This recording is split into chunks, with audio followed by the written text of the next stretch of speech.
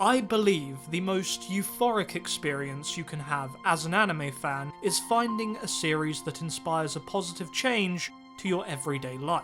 This tends to be quite a rare occurrence, but that's what makes the time you watch these standout shows so special. I can count the anime that fall into this category for me on a single hand, and today I want to focus on just one, A Place Further Than the Universe. But this video isn't necessarily all about Sora Yori, it's about how grateful I am to anime as a whole. Truthfully, it's something that changed everything for me. You'll understand what the particular connection to Sora Yori is as I go on.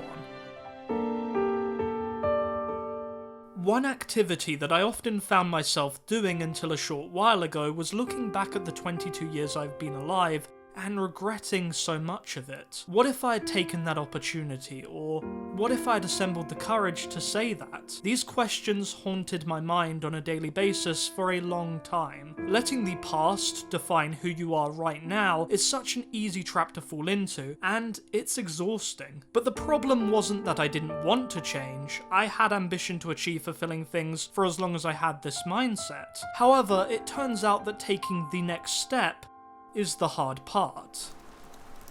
怖くなった？ほら、私いつもそうじゃん。部活入る時も、習い事する時も、受験でいい学校チャレンジしようって時も、全部直前まで来ると怖くなって。I have never resonated with a show as quickly as I did with A Place Further Than the Universe. Tamaki's struggles felt so closely aligned to my own that I instantly felt a connection to the series. Throughout the first episode, we learn about how she set a goal of making the most of her youth when she reached high school. Yet, that time has come and nothing extraordinary has happened. But, after a chance meeting with Shirase, a girl who has her heart set on going to Antarctica, everything starts to fall into place. The conclusion of the first episode is that Tamaki is finally able to take the ever so important first step in having a life-changing experience. However, even after going to Hiroshima and proving her dedication to Shirase, there's still some self-doubt evidently on her mind. What if this goes wrong? What if this turns out to all be pointless? These questions are the very things I kept telling myself whenever I set a goal. But then at the end of episode 2, we get the iconic scene of Hinata, Shirase, and Tamaki running through the streets of Tokyo, and Tamaki has this monologue that has stuck with me since I initially watched the show. Here's the most important part of what she says.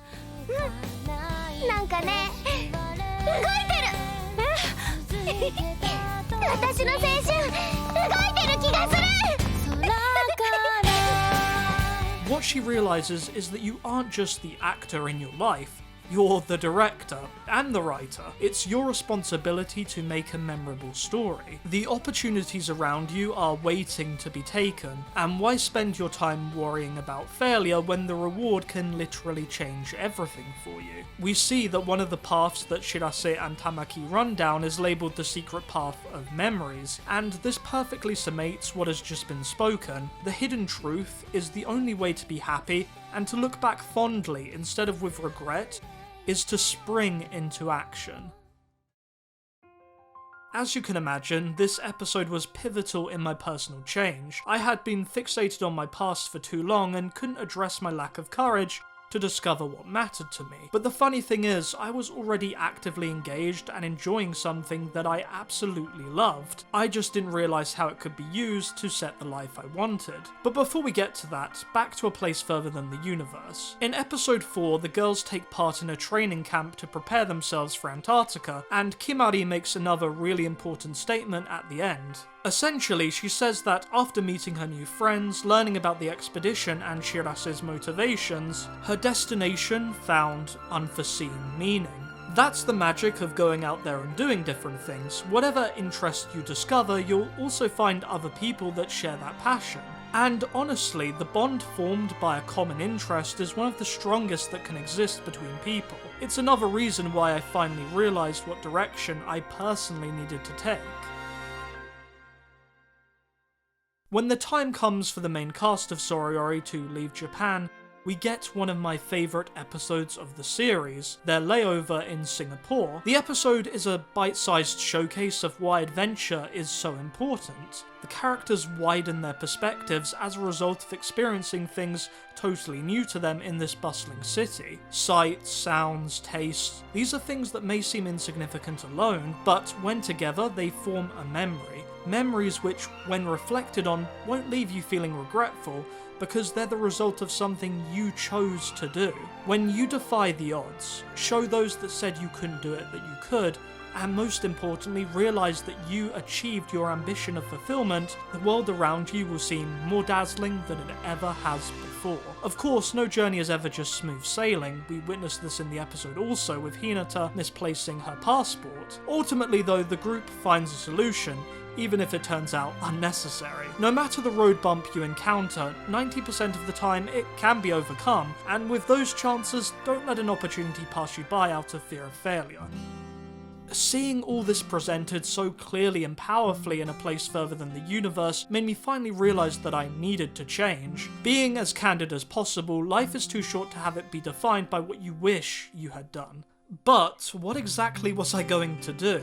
Well, as I said earlier, the answer was right in front of me this whole time: apply my love for anime.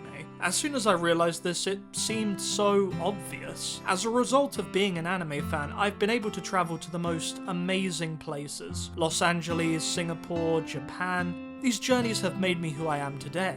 I've met and even become friends with some of the coolest and most interesting people, and let's not forget that anime itself has taught me so much.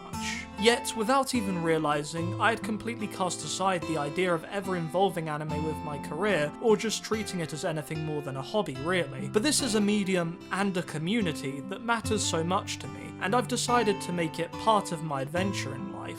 I don't know the specifics of how I'll accomplish this just yet, but I am moving to London this September, and that's definitely going to kick off my plan. It won't be easy, but then again, neither is going to Antarctica, right? That's all from me for now, so as always, have a great night, or day.